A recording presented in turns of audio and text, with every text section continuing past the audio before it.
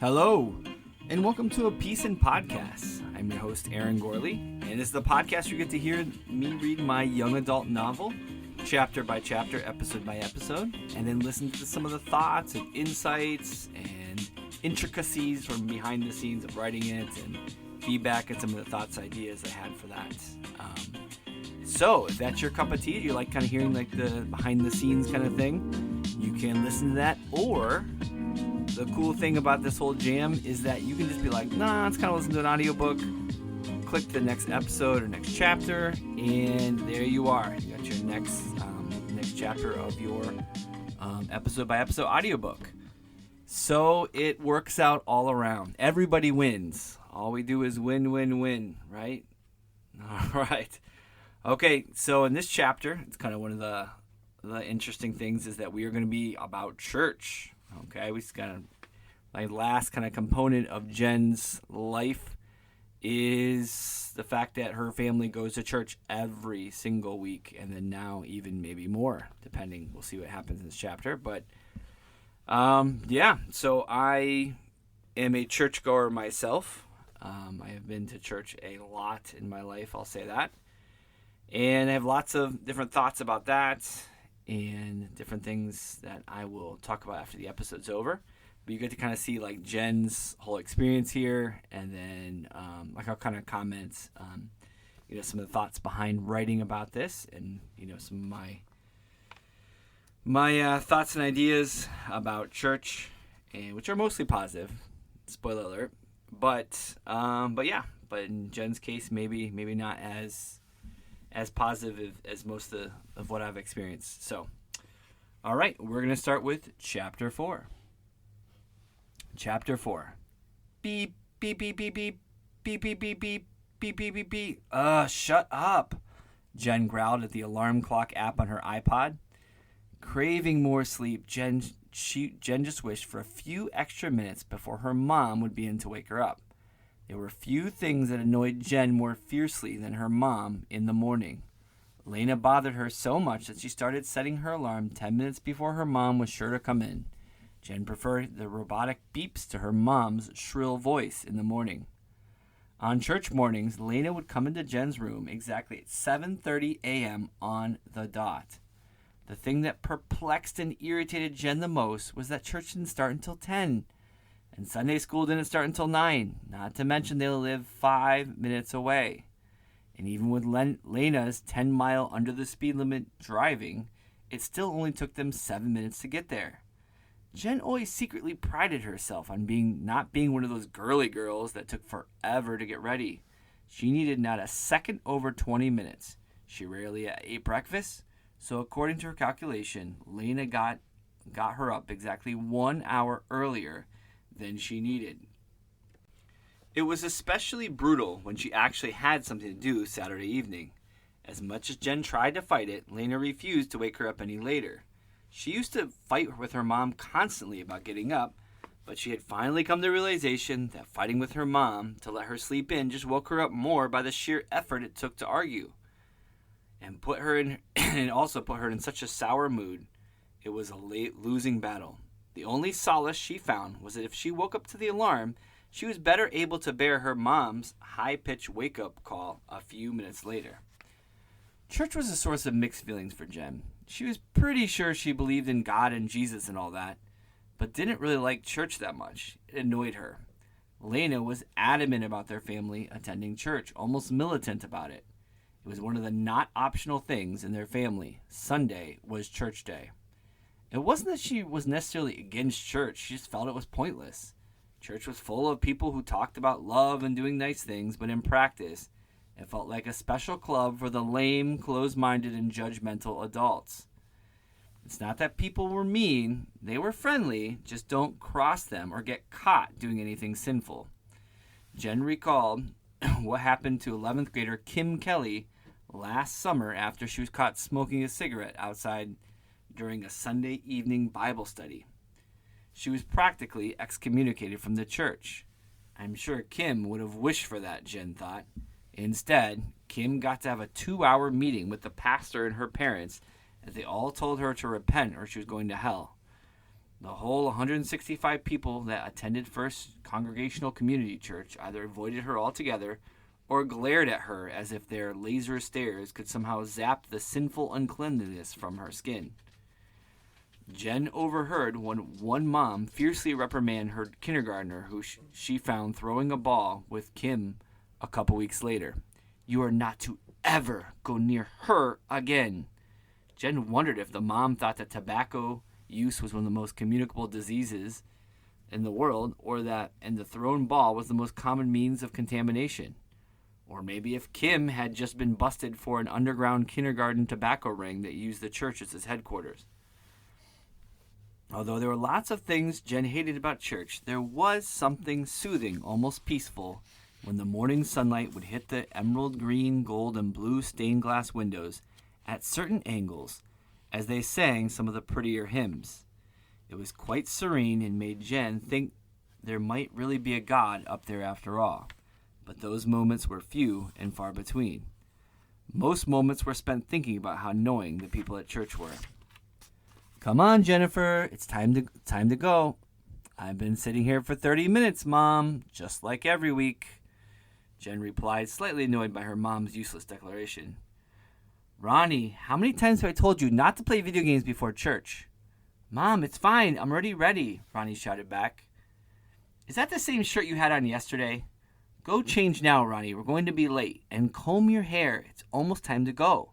"Right after I beat this guy," Ronnie protested. "Do you want to be grounded from video games?" Lena said with her slightly raised voice. Okay, I've beat this guy before." Ronnie sprinted to his room.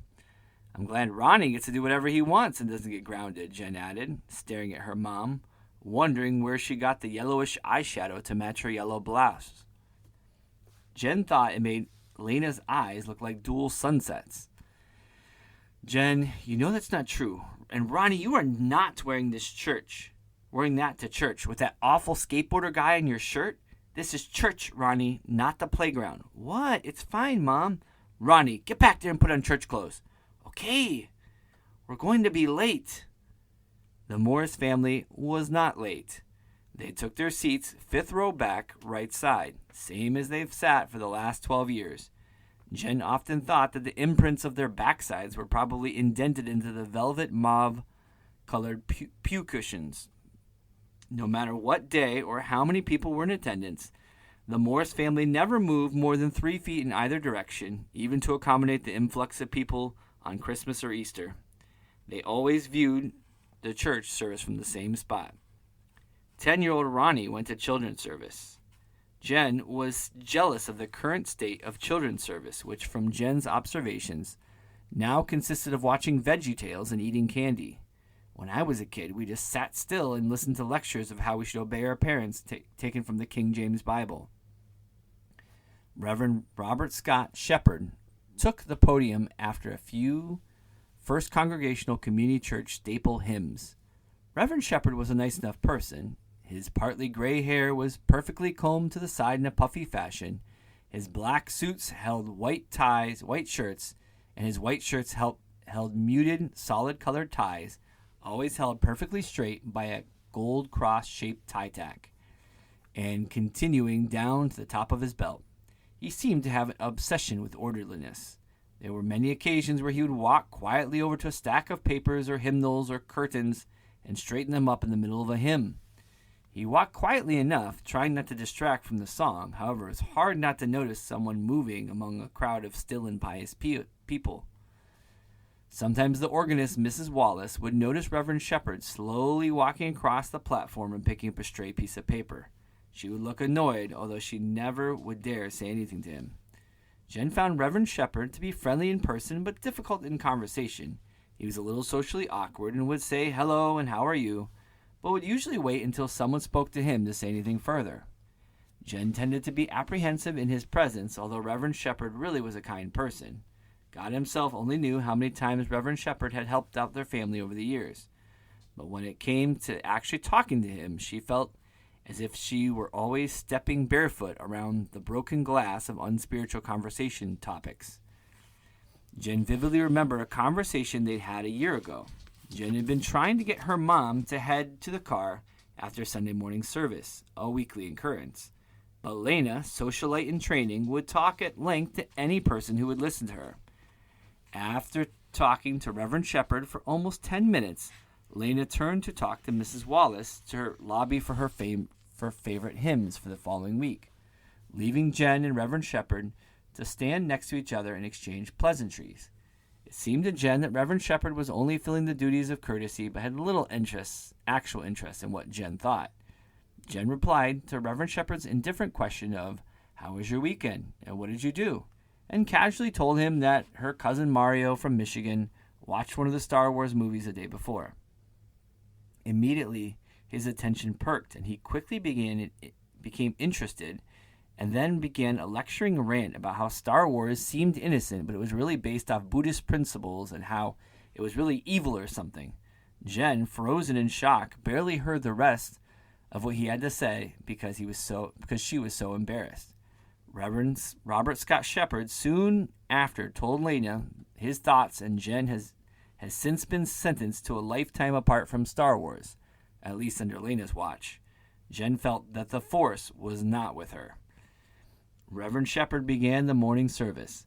"Good morning, congregation. This morning I am blessed by God to make a special announcement. We, the people of First Congregational Community Church, are honored to have a new youth minister that will be coming to our church. Reverend Adam Jenkins and his wife Lindsay are coming to our church from Michigan. They were youth ministers at a church in Michigan and are coming to our fellowship to help with the young people here at First Congregational Community Church.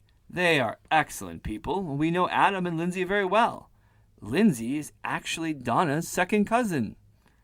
Lena let out a quiet gasp, followed by Jen, in a voice that was half whisper, half squeak.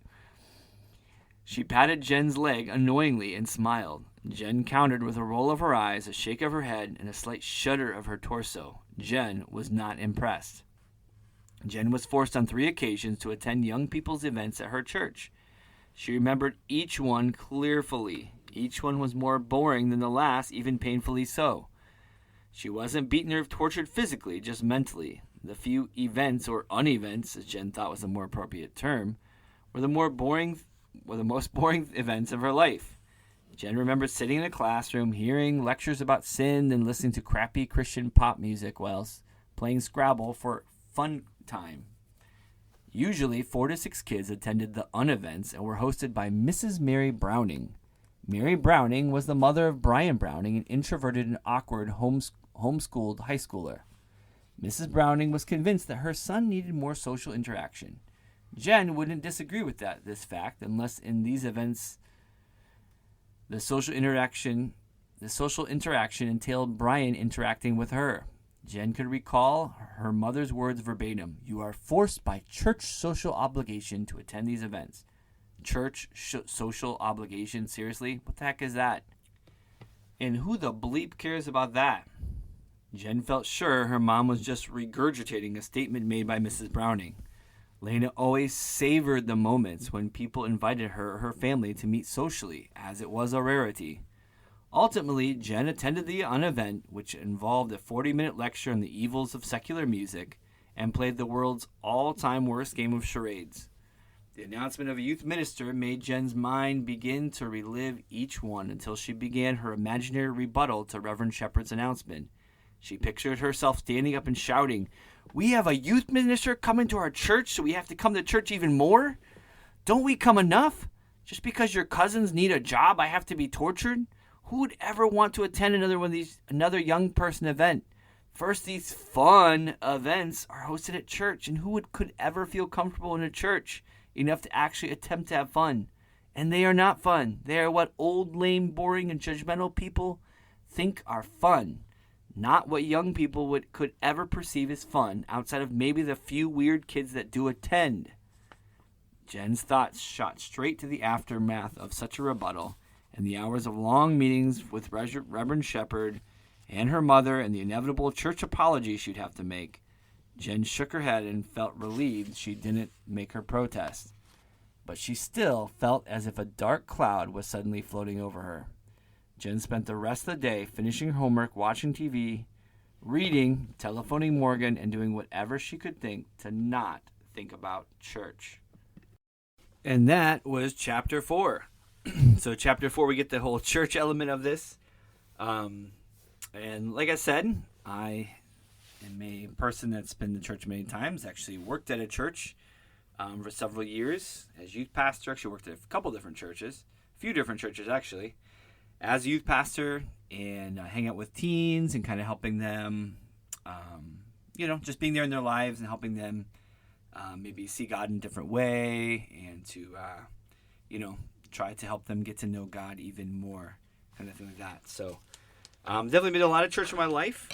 And I'll say this about churches. Well, first let me say about this particular chapter. When writing this, there was not any one church where I'm like, oh my gosh, I'm writing this because this is exactly what was my experience at this one church I attended. It's not really like that at all. It's probably a combined mixture of a few different churches that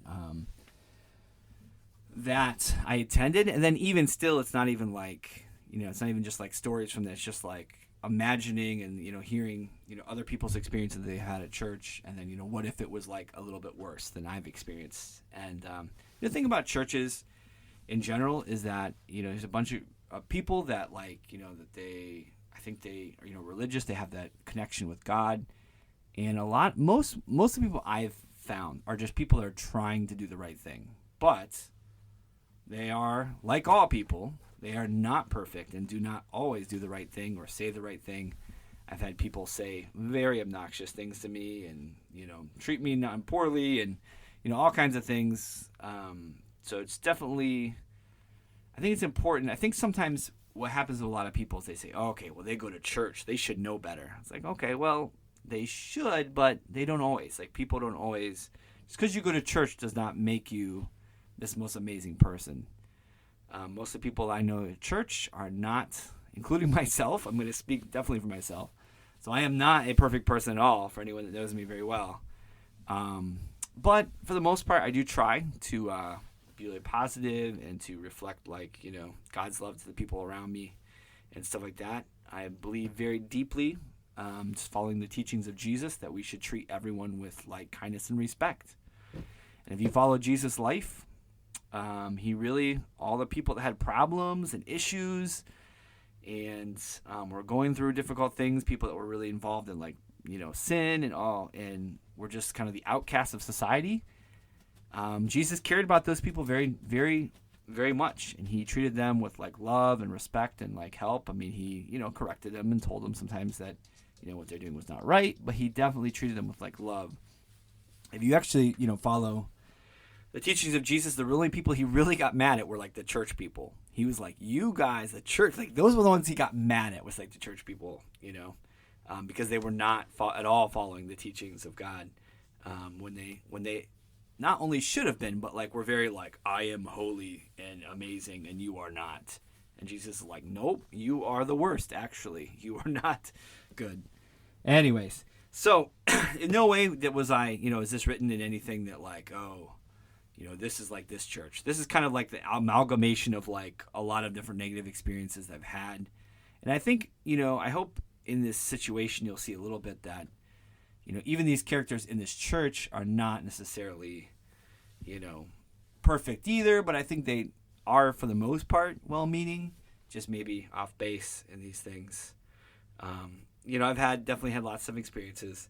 What's funny is the one thing I added on there is the one thing I added in there is the thing about the Star Wars thing, because I did actually have a friend growing up where his pastor told him that, or like, told his parents or whatever, that Star Wars was basically deeply rooted in Buddhist principles, and therefore you should not watch Star Wars because it is like low-key Buddhism or something like that, and he was going to like turn into a Buddhist or something. I don't know. But I remember being like, what the crap? Like, even as like a 11-year-old, I was like, bro, really? Like, this is ridiculous. Like, no way. I don't even know what Buddhism is, and whatever it is, it's not making me, like, watching, the old school Star Wars movies are not turning me into, like, not a Christian because I watched, like, it was so, I don't know. It was ridiculous even back then. So I had to throw that in my book just because I literally experienced that to where like one of my best friends, was all of a sudden randomly when we were like all about those movies, we watched them so many times and like, this was before they actually had Lego Star Wars. We like made our own Lego Star Wars. Be like, okay, this piece can be like a lightsaber. This like red and yellow and green and blue antennas will be like lightsabers, right? It's before they made them, all these spoiled kids now that like just buy Lego sets with Star Wars. We had to make our own and be creative. We were like painting our Legos to like try to get like the right color schemes of the Jedis and stuff. I mean, like we were like, we were legit, bruh. And then all of a sudden he wasn't allowed to watch Star Wars movies. It's like, oh my gosh. He wasn't really happy about it either, but he tried to respect the opinions of his parents and stuff. And I don't know if eventually he started watching them again, but he ended up moving away a couple years later.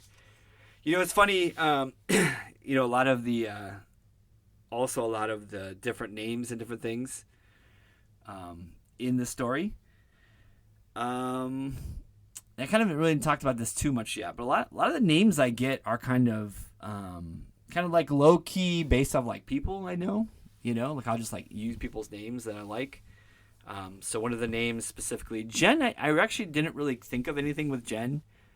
And I was like, oh, well, Jen, I just need like a normal girl's name. And maybe one that's a little bit antiquated, maybe a little bit older. Because I think Lena as a person is more of kind of like a, for whatever reason, maybe like an old soul kind of thing. She kind of like, in some ways, like acts older than she really is. So I think that I wanted a name that was a little bit older.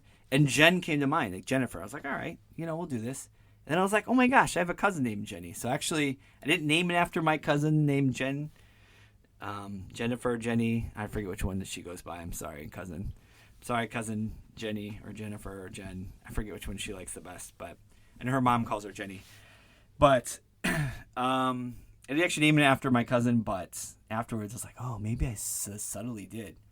But then later, some of the other names were, so like I have an Aunt Julie that I reference, like, and Aunt Julie is a reoccurring character. I have an Aunt Julie that lives in Michigan, and then my wife also has an Aunt Julie as well. So I'm like, oh my gosh, that's like a shoo-in for an aunt name, right? We both have Aunt Julies, and they're both great people. So, this Aunt Julie, that's a very wonderful person in the story. She, one name after that. And then, I have a cousin Mario, so I got that.